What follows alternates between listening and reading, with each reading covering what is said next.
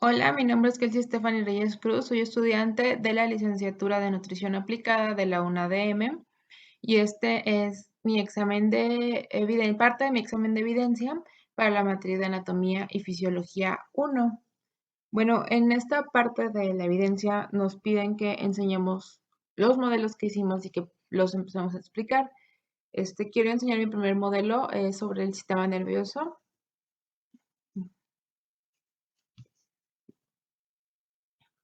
Bueno, quería empezar a hablar un poquito. Esto sería un cerebro. Eh, en nuestro hemisferio derecho normalmente tenemos más comprensión de la música, y más de comprensión y desarrollo de música, arte, espacio. Prácticamente este es un espacio más hacia la imaginación. En nuestro lado izquierdo tenemos más áreas un poquito más como el racionamiento, las matemáticas, la escritura o el habla. Más que nada como que desde su comprensión y desde la capacidad de poder hablar.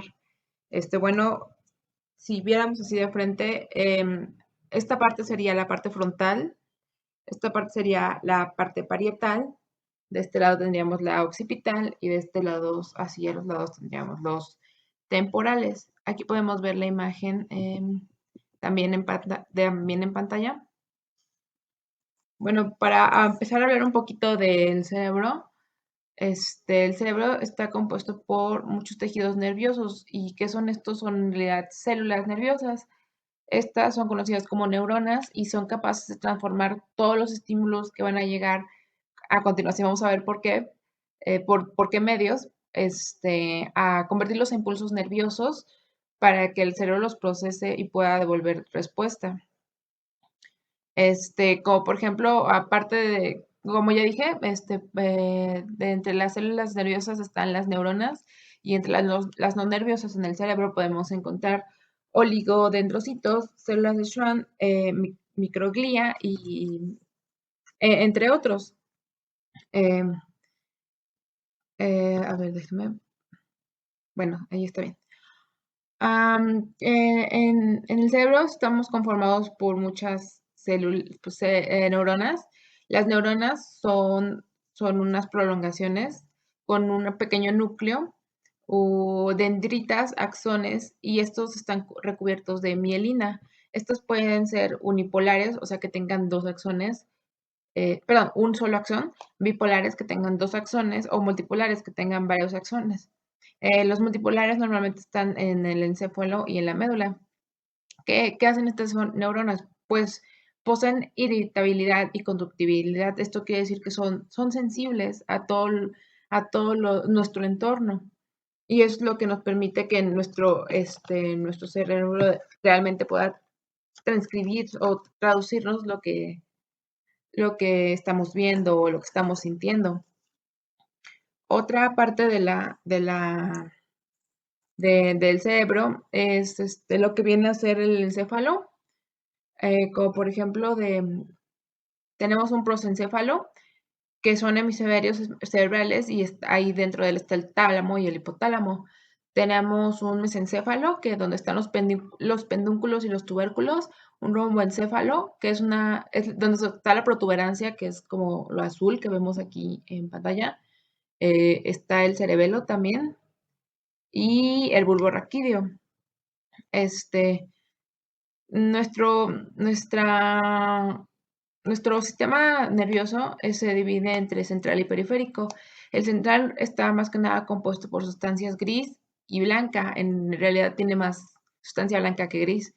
Y el sistema nervioso periférico es la médula, la médula es una prolongación. Aquí en la imagen podemos verla ya hasta el final solamente como una porción gris.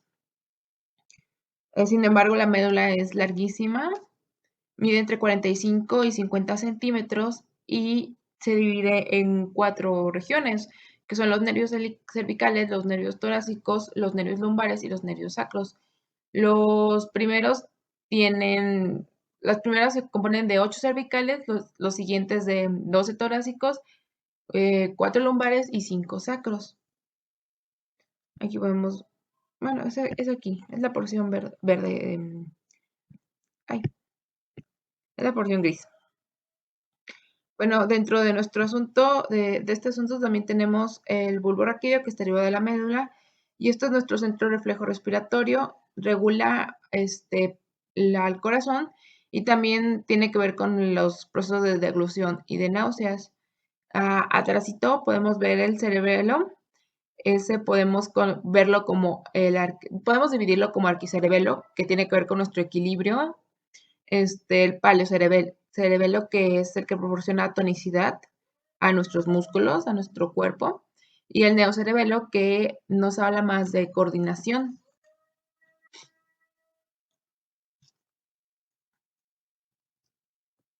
Vamos a ir avanzando un poco para ver la siguiente estructura.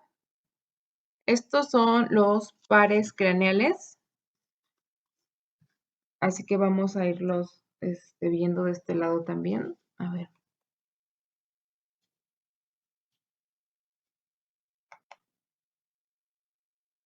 Aquí están de este lado. El primero, que es es el olfatorio y este par craneal es sensoriales. Son percepciones. El segundo, que es el óptico, también es sensorial. El tercero, que está aquí, ese es el motor ocular común y obviamente, como su nombre lo dice, es motor y es el que permite el abrir y el cerrar del párpado superior del ojo y regular la luz que entra al cristalino.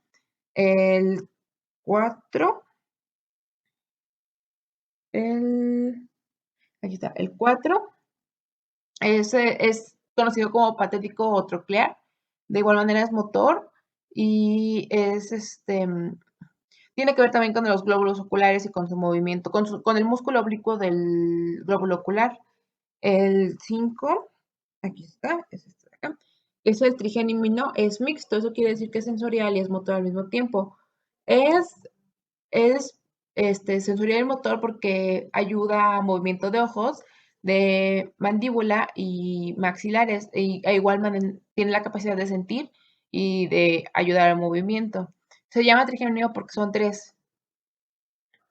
Vamos con el 6, que aquí está. Es el motor ocular externo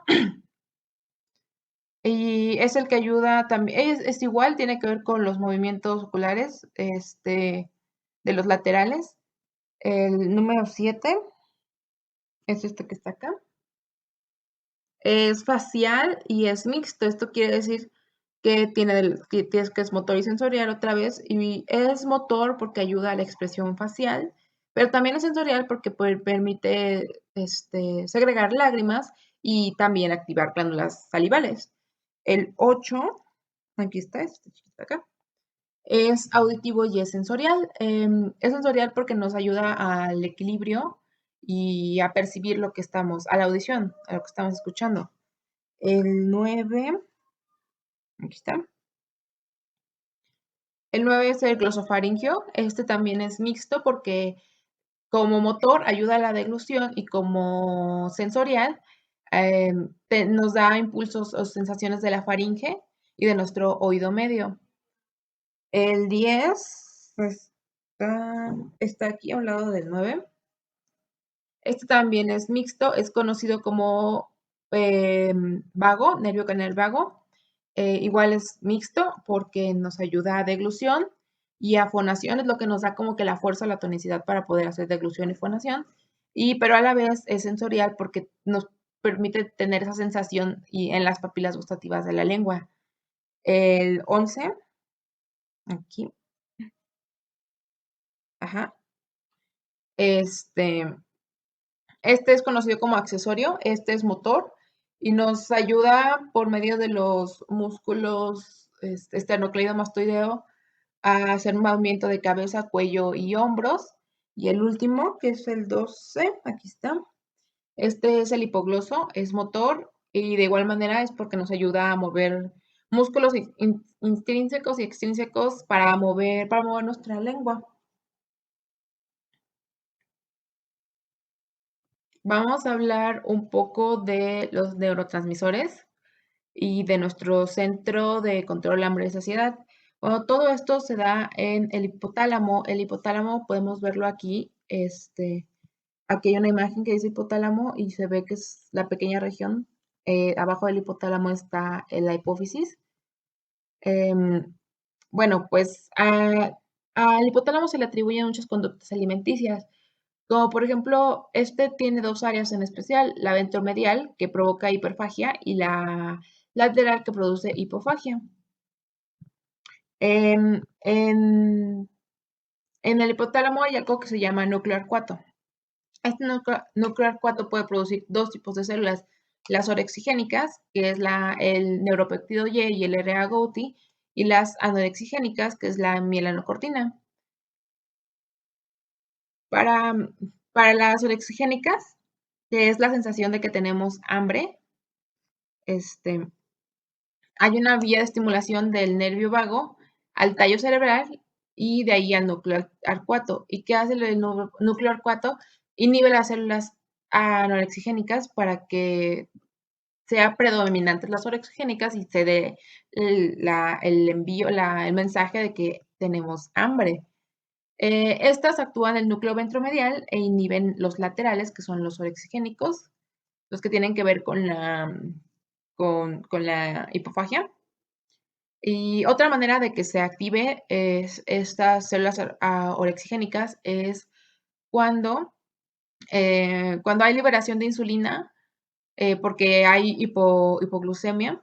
La insulina le manda un mensaje al núcleo arcuato para decirle que necesitamos comer. Y otro es la leptina, que de igual manera envía mensaje al núcleo arcuato de que tenemos una acumulación de tejido adiposo y de que debemos dejar de comer, que ya nos llenamos.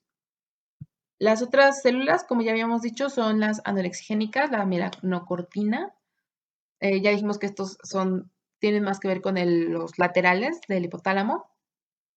Bueno, estas células en el estómago, cuando el estómago está vacío, nuestro epitelio en la mucosa del estómago despide una sustancia que se llama grelina.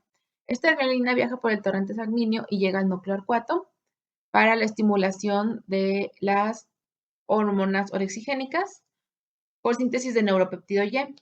Estos activan los lados laterales y este,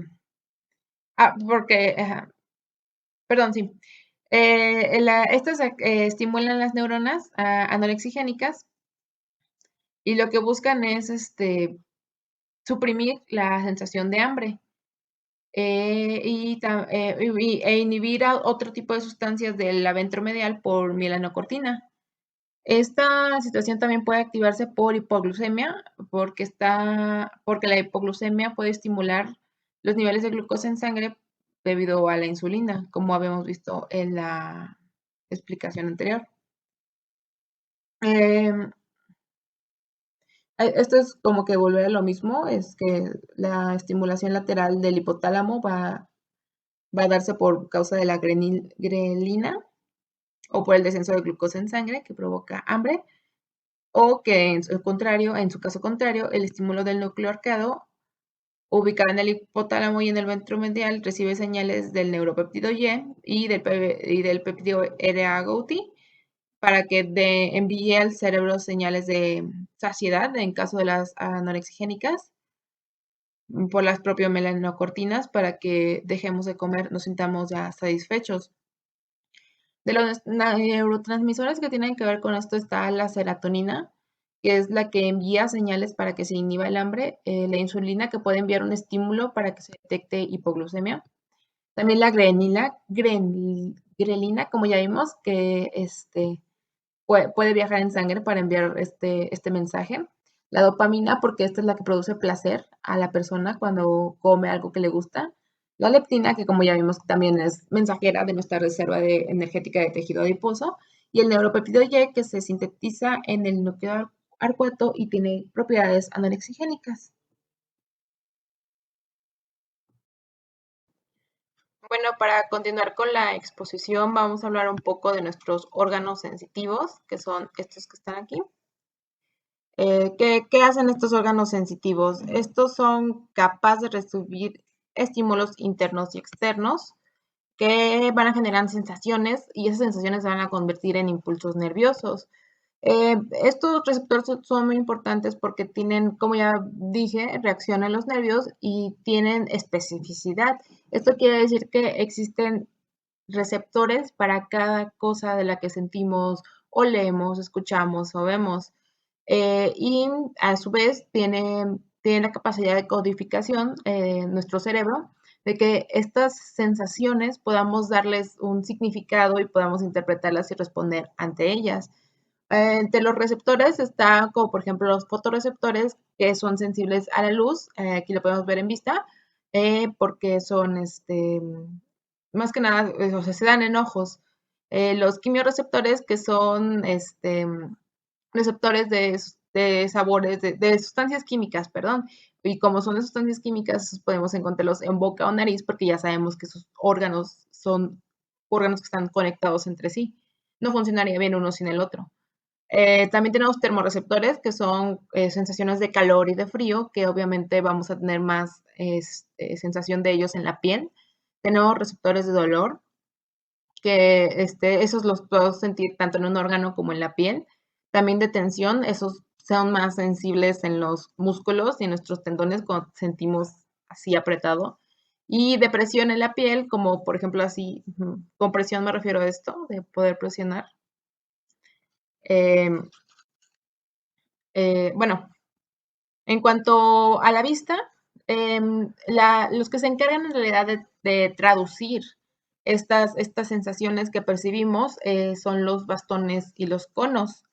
En la audición, los que se encargan de esto son el yunque, el estribo y el martillo. En el tacto tenemos por toda la piel algo que se llaman corpúsculos. El primero de Pacini, por ejemplo, es el que siente la presión. El de Krauser es el que siente frío, el de Meiser es el que siente dolor y el de Ruffini es el que puede tener sensaciones de calor. En el olfato, nuestro órgano del olfato, que es la nariz, tenemos un nervio olfativo y tenemos un bulbo olfativo que es el que traduce estas sensaciones. En el gusto tenemos papilas y estas pueden ser filiformes, calciformes, hemisféricas o fungiformes. Bueno, ya otra vez hablando de la vista, pero un poquito más a fondo.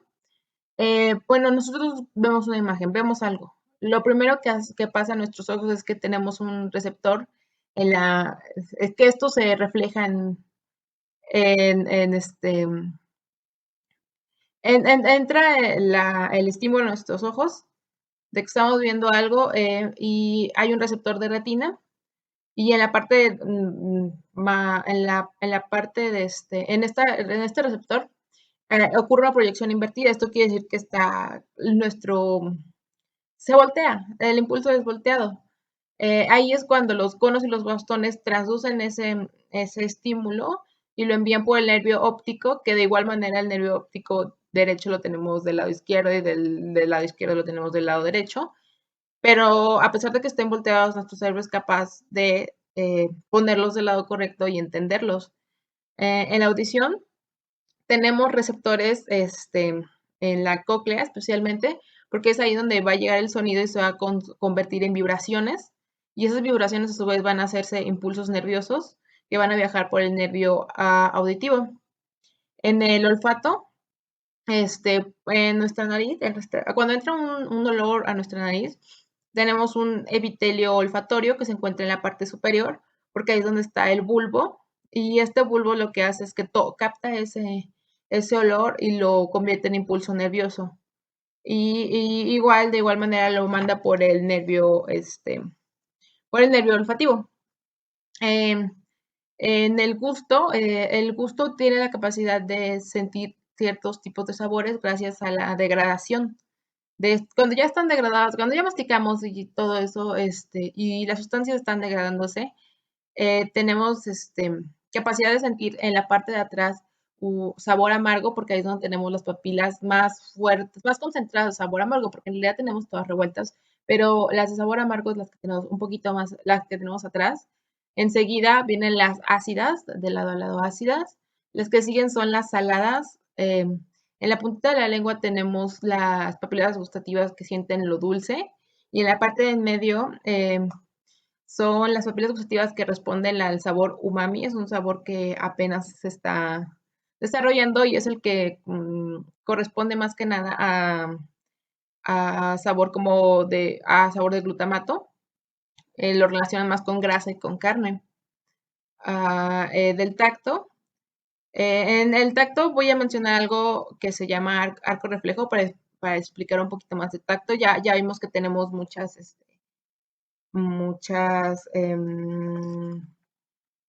corpúsculos, perdón, corpúsculos que reciben, que son receptores para recibir ciertas respuestas, pero ahorita vamos a usar como que el ejemplo más ambiguo, que es el dolor. Como por ejemplo, hay ejemplos de personas que se exponen al calor de una vela y ese calor de vela a nuestro tacto lo convierte en impulso nervioso. O sea, por medio del corpúsculo de Ruffini se está dando cuenta que eso que está tocando está caliente. Esto viaja como impulso nervioso, como dije, hacia la médula espinal eh, y la médula espinal lo traduce y los nervios periféricos eferentes actúan rápidamente y devuelven la señal. La señal regresa y lo que nos indica es que tenemos que quitar la mano de ahí porque está caliente y nos podemos quemar.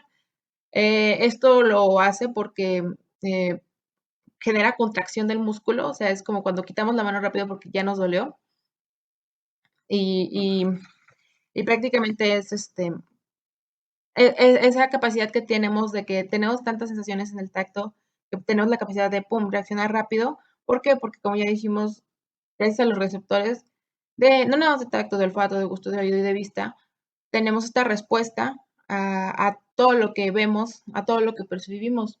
No es algo que se quede aislado, sino que nuestro cuerpo lo transforma a este tipo de impulsos nerviosos y lo puede traducir. Esto es lo mismo que pasa como, por ejemplo, en la explicación de arriba de hambre y saciedad, de que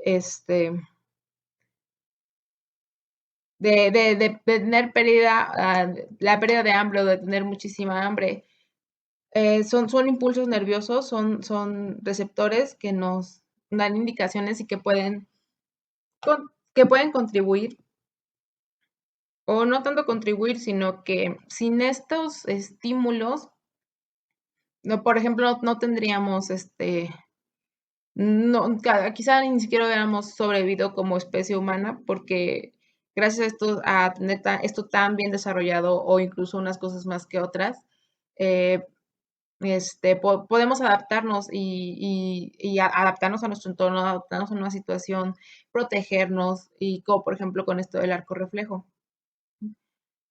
Pues para cerrar eso es para cerrar lo de mi sistema nervioso. Vamos a continuar con el que sigue.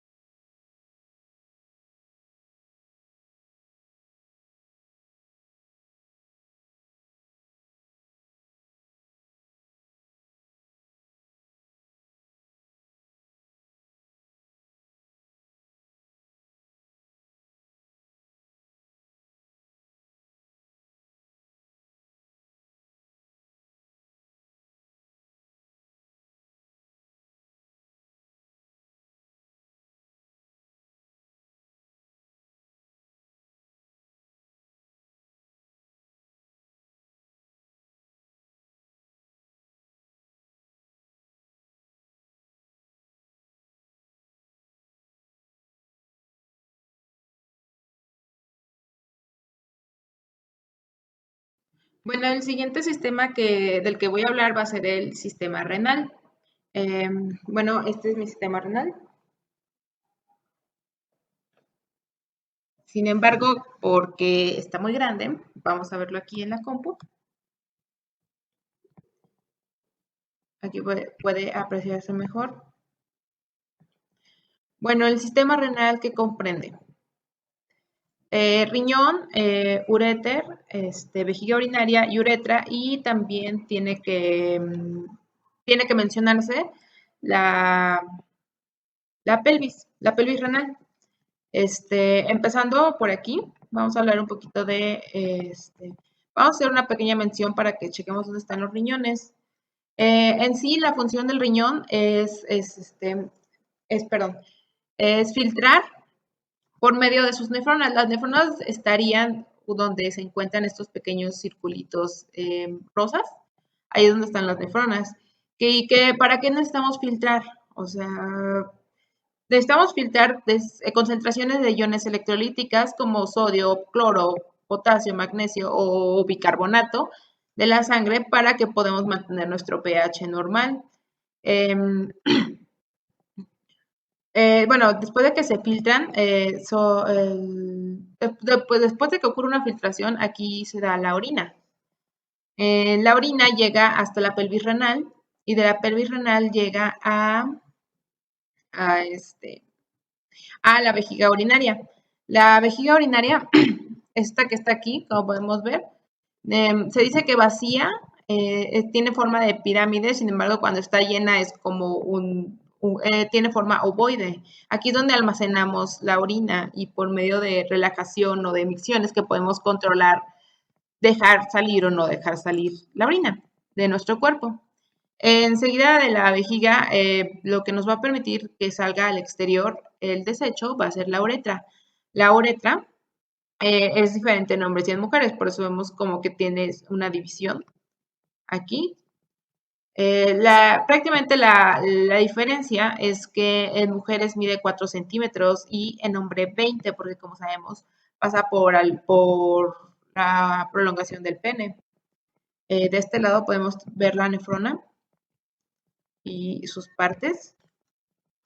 Tiene su conducto conector, su vena renal, la asa de Henle, la red capilar peritubular, la unión de esta red, la arteria renal, que es donde llega todo lo que se va a filtrar. Aquí donde está un círculo rojo es donde se hace es donde se juntan los capilares para formar el glomérulo adentro de la cápsula de Bowman. Vamos a explicar un poquito más eso a fondo en la siguiente, que es vamos a hablar sobre fisiología renal. Este es mi gráfico de fisiología renal. Como ya vimos, aquí están las partes del riñón mejor explicadas. Vemos el riñón, vemos su corteza, su médula, y podemos ver a dónde está la pelvis renal. Es la parte amarilla. De igual manera, aquí podemos ver la arteria renal y la vena renal y el uréter que nos va a continuar hasta la vejiga. ¿Qué pasa con el riñón? Este tiene un peso aproximado de 160 gramos. Sí está en condiciones normales. Y es irrigado obviamente por la arteria renal. ¿Para qué? ¿Para qué lo necesitamos? Pues como ya dijimos, para producir orina y podamos reabsorber y deshacernos de algunas sustancias que no necesita nuestro cuerpo. Ya dijimos un poquito de la función también, que es quien regula el plasma y el líquido intersticial por medio de la filtración y conformación de orina. ¿Cómo hace eso? Pues por medio de sus nefronas. Aquí tenemos la imagen de una nefrona mucho más explicada. Esta se conforma de capilares y de túbulos. Por aquí pasa el plasma y en ciertos lugares se filtra más que en otros o se reabsorbe más que en otros. ¿Por qué? Porque tiene una membrana basal parcialmente permeable y, dependiendo de la zona, como dije, es que va a suceder o no esta absorción o esta excreción. Cuando entra el plasma a la nefrona por medio del glomérulo y de la cápsula de Bowman, es una cantidad grande. Sin embargo, a la hora de que sale por el tubo colector, ya no es esa misma cantidad. Esta cantidad reduce y ahorita vamos a hablar un poquito de por qué reduce. Nos vamos a absorción y reabsorción. Aquí tenemos un diagrama para explicarlo mejor. Bueno, tenemos para empezar el túbulo proximal. ¿Qué hace este túbulo proximal? En la filtración de orina, este es muy importante porque absorbe glucosa y aminoácidos porque hace difusión por medio de sodio. Enseguida tenemos el asa de Henle, que es el pequeño, eh, el- el-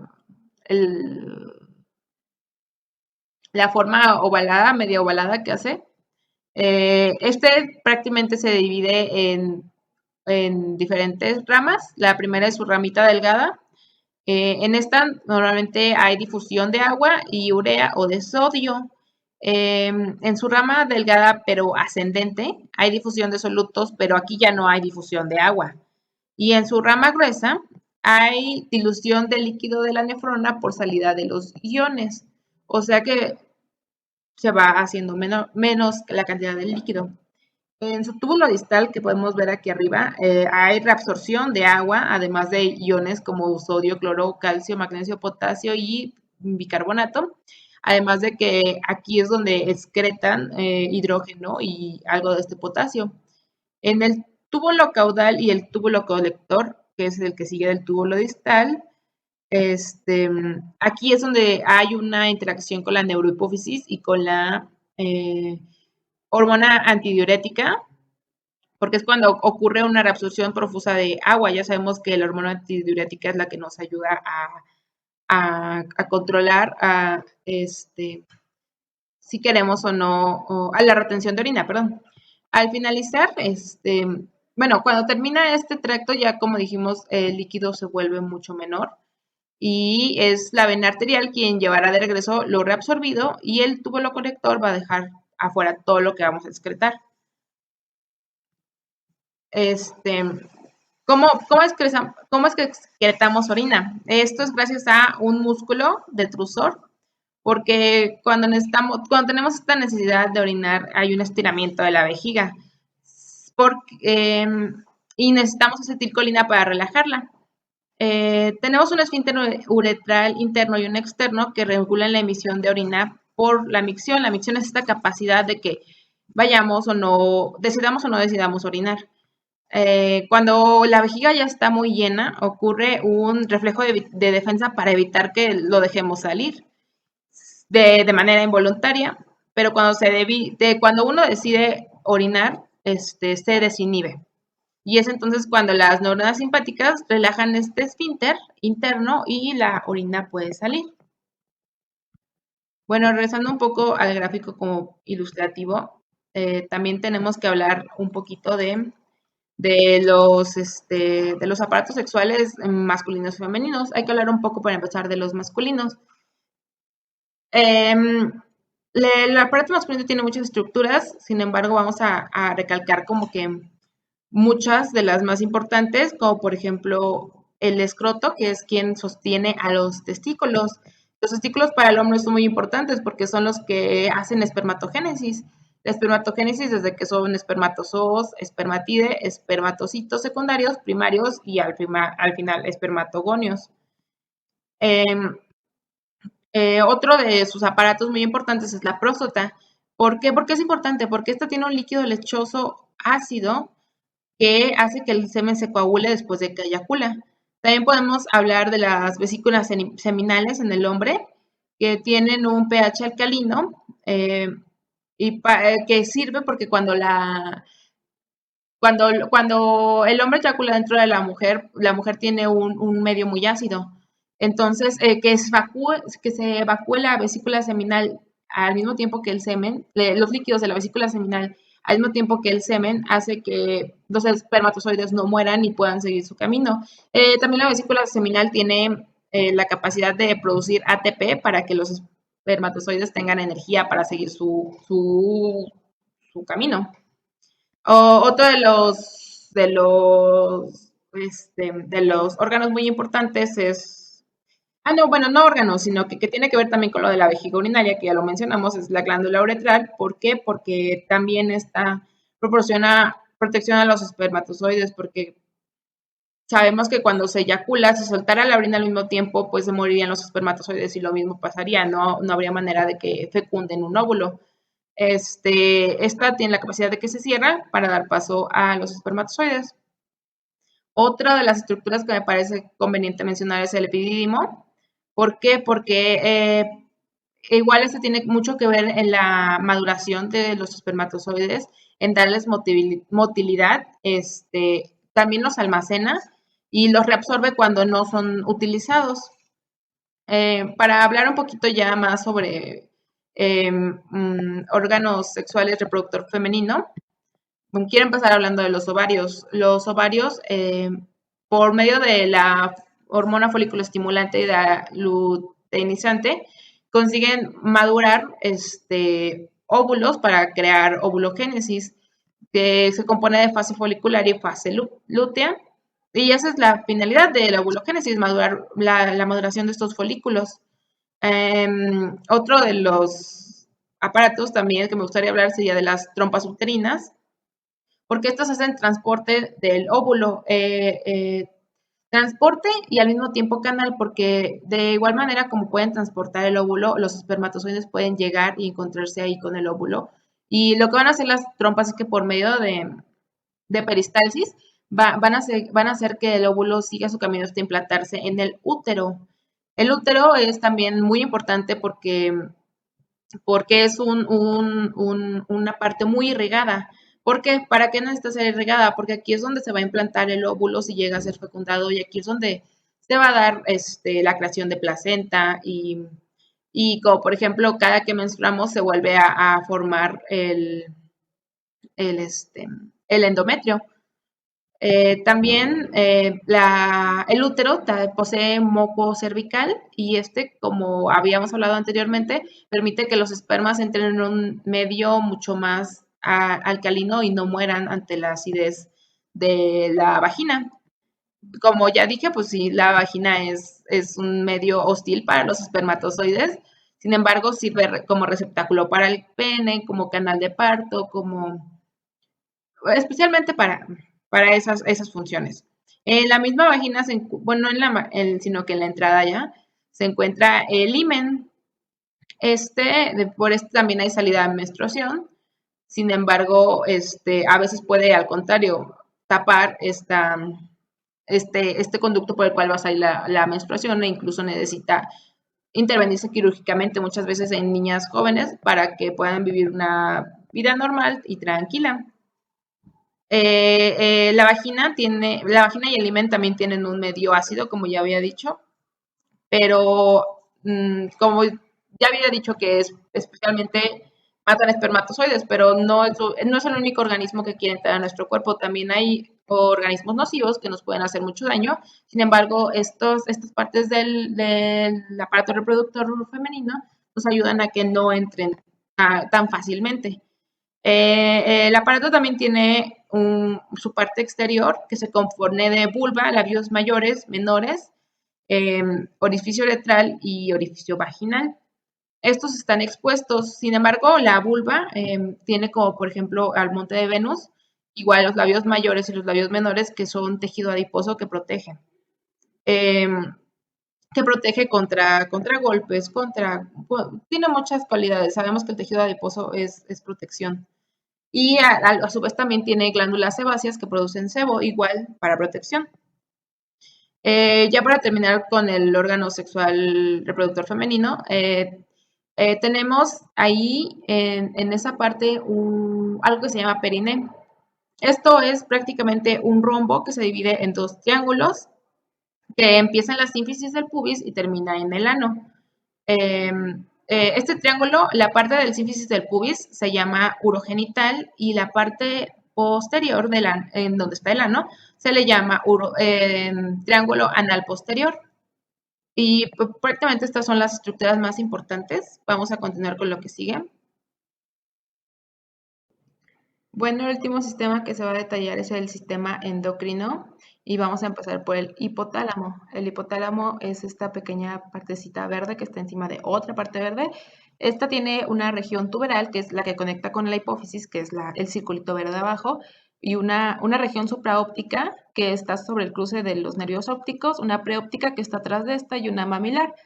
Bueno, prácticamente las funciones del hipotálamo son muchas, regula muchísimas de nuestros comportamientos, porque regula parte de nuestras emociones, tiene relación con nuestras emociones, especialmente con enojo, cólera, y placer sexual. Esta también hace mucha producción de hormonas que son liberadas por la adenohipófisis, que voy a mencionar más adelante. También controla la temperatura corporal, porque cuando pasa la sangre por el hipotálamo, este percibe qué temperatura está teniendo, qué temperatura hay en sangre. Entonces manda el mensaje de si necesitamos elevarla o bajar la temperatura. También hace, por esto mismo de que tiene contacto con la sangre que pasa, también hace regulación de frecuencia cardíaca. Bueno, más abajo, como dije, el pequeño círculo que se ve ahí, esa es la hipófisis. La hipófisis se divide en dos partes porque es solamente, es una hipófisis, pero tienen orígenes embrionarios diferentes. Esto quiere decir que cuando se estaba formando, como por ejemplo cuando se está formando un bebé, crecieron separados, no es un órgano que haya crecido juntos, sino que crece una parte y una parte y se juntan. Bueno, la parte anterior de la hipófisis se llama adenohipófisis y esta secreta hormona de crecimiento y esta, pues obviamente tiene que ver con nuestro desarrollo. También hace síntesis de proteína, contribuye en la lipólisis y en los niveles de glucosa aumentada en sangre. Esta es inhibida por la somatostatina. La, la hormona ACTH estimula la secreción de glucocorticoides por medio de la hormona de crecimiento y es inhibida por este mismo volumen de glucocorticoides. La eh, hormona tiroidea, la hormona tiroidea, pues obviamente estimula la secreción de hormonas tiroideas. La hormona folículo estimulante, esa tiene mucho que ver con con el ámbito sexual del ser humano, porque promueve la producción de los gametos. Los gametos serían los óvulos o los espermatozoides en hombres y en mujeres. Esta es estimulada por la gonadotropina y es inhibida por esteroides sexuales. La prolactina, esta la tiene las mujeres y es la que estimula la lactancia antes y después de que la mujer ya parió. Eh, esta igual prácticamente es eso, es lactancia. La luteinizante es esto también tiene que ver con nuestras hormonas sexuales. Bueno, ya dijimos una parte que es la adenohipófisis. Ahora, la parte posterior de la hipófisis, esa solamente va a secretar dos hormonas. La primera es la antidiurética y esta tiene un efecto opresor y por cómo es antidiurética, estimula la retención de agua en nuestra orina. Y la otra es la oxitocina, que igual es más que nada como para mujeres porque es la que estimula las contracciones durante el parto. Lo siguiente de lo que vamos a hablar, vamos a bajar tantito, vamos a hablar de la tiroides. La tiroides tiene aproximadamente de largo 3 a 8 milímetros, 2 a 5 de ancho y 1.5 de profundidad. Esta secreta hormona paratiroidea y incrementa calcio por la calcitonina, perdón. La tiroides, como ya vimos, está a los lados de la tráquea y el ay, no, ya me equivoqué. De la que estaba hablando era la paratiroides. Una disculpa. La paratiroides son unas pequeñas como incrustaciones atrás de la tiroides y se encuentran pues ¿dónde está la tiroides? Ahora sí voy a hablar de la tiroides. La tiroides es una conexión este, de lado a lado de la tráquea. Podemos ver aquí como, por ejemplo, un pequeño puente azul. Eso se le llama istmo. La tiroides pesa entre 20 y 25 gramos y más que nada, entre sus funciones está que secreta tiroxina y triiodotironina y estas tienen que ver con nuestro crecimiento y con nuestro desarrollo. También estas estimulan nuestro índice metabólico basal.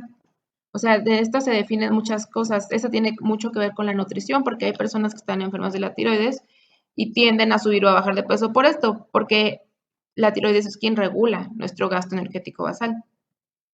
Vamos a bajar un poquito más y aquí tenemos las suprarrenales. Las suprarrenales ya vimos que están encima de los riñones como unos gorritos. Bueno, estas se ven como una sola, pero en realidad se divide en dos.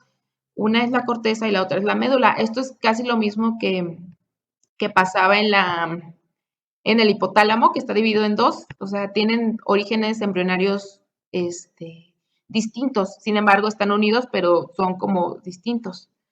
Bueno, la corteza más que nada secreta hormonas esteroides y especialmente corticoides. Esta tiene la capacidad de regular iones de sodio potasio, perdón, por los minerales corticoides, porque lo que hace la corteza es que busca retener el sodio y soltar el potasio. También influyen en el metabolismo de la glucosa. La médula, ay, ya se volvió. La médula secreta catecolaminas como la adrenalina y la noradrenalina. Como sabemos, son las que necesitamos para entrar en estado de alerta cuando sucede algo que nos sorprende o que en alguna situación en la que necesitamos ponernos, despertarnos, poner muchísima atención, obviamente se aumenta nuestra frecuencia cardíaca y tenemos sentimientos de querer luchar o de querer huir. Sin embargo, esto es porque esta médula secreta eso, adrenalina y noradrenalina, y nos hace estar en un estado pues de alerta. La siguiente de la que vamos a hablar es del páncreas. Este es un órgano, perdón, una glándula aplanada de 12.5 por 15 centímetros de largo y tiene cabeza, cuerpo y una colita. Esta glándula es endocrina y es exocrina a la vez. Sin embargo, ahorita vamos a hablar de la parte endocrina porque es lo que corresponde a esta exposición. Especialmente dentro de sus funciones es que este, secretan estas células que son cuatro, son las alfa y este es 17% de lo que secretan en sus sustancias y las alfas es glucagón. Las siguientes que secretan son las beta, que es la insulina. Esa representa el 70% de lo que secretan.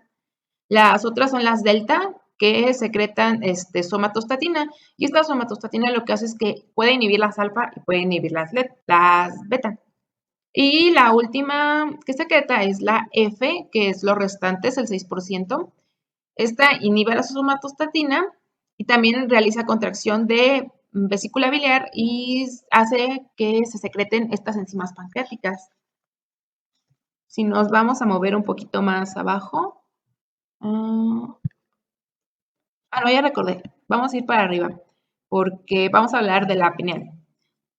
Esta es la pequeña bolita rosa que se ve a un lado del cerebelo. Esa es la pineal. Esta pesa 0.2 gramos apenas y es gracioso porque le pusieron pineal porque se supone que se parece a una piña. Y de hecho las células que secretan se llaman pinealocitos. Esta es una masa de neuroglía y de la conformación de estas células de pinealocitos. Perdón. ¿Qué hace esta glándula? Pues más que nada secreta melatonina. Estuve leyendo y prácticamente dicen que la melatonina como que aún no se descubre tal cual para qué es. Sin embargo, se sabe, lo que sí se sabe es que tiene que ver en que ayuda a nuestro reloj biológico. ¿Por qué? Porque esta es muy sensible a la luz y a la oscuridad. Entonces, cuando hay oscuridad, se secreta muchísimo más y, y ayuda a, mm, bueno, pues se secreta más y tiene sus ventajas, porque como por ejemplo, protege radicales libres de oxígeno y está regulada por el núcleo supraquiasmático del hipotálamo. Como ya dije, contribuye a nuestro reloj biológico y se le conoce como hormona aminoácidica derivada de serotonina. De la serotonina pasa a ser una hormona aminoácidica, se convierte en melatonina. Y tal cual es la que se ayuda a regular nuestro reloj biológico. Vamos a ir otra vez de regreso para abajo y vamos a hablar de las gónadas. Estas glándulas, como pueden ver, aquí hay una división, porque son diferentes en hombres y en mujeres. En hombres, las gónadas están en los testículos, adentro del escroto. ¿Qué hacen las gónadas? Principalmente secretan testosterona por las células de Leydig. ¿Para qué nos sirve la testosterona? Bueno, pues ayuda al mantenimiento del órgano sexual masculino. También hace desarrollo de caracteres sexuales y contribuye en la espermatogénesis, que ya fue mencionada arriba en la exposición anterior. En mujeres, las gónadas están en los ovarios y prácticamente lo que secretan es 17B estradiol. Estas de igual manera contribuyen a la estructura, especialmente porque le dan forma y como mantenimiento al tracto reproductor femenino. También promueven sus caracteres sexuales y tiene también otras funciones porque cuando la mujer está embarazada, este estradiol, este 17B estradiol pasa a ser estriol y es el que hace intercambio de nutrientes con la placenta, o sea, contribuye bastante al desarrollo. Y bueno, eso fue todo por mi parte. Muchas gracias por la atención.